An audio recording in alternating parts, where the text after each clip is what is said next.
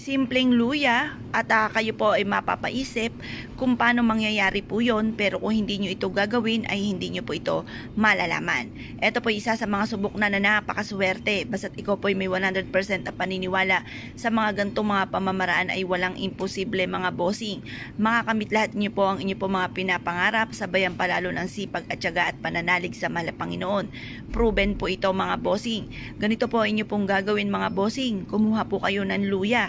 Kayo po humarap sa may silangan at positive lamang mula sa inyo pong puso ang siyang ibubuka ng inyo pong bibig at siya rin pong tinatakbo ng inyo pong isipan.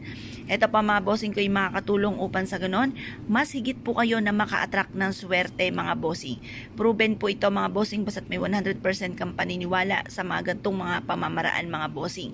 Ang gagawin nyo lamang, harap na po kayo ng mga bandang alas 7 at ibibilad natin to hanggang alas 8. Mag-wish ng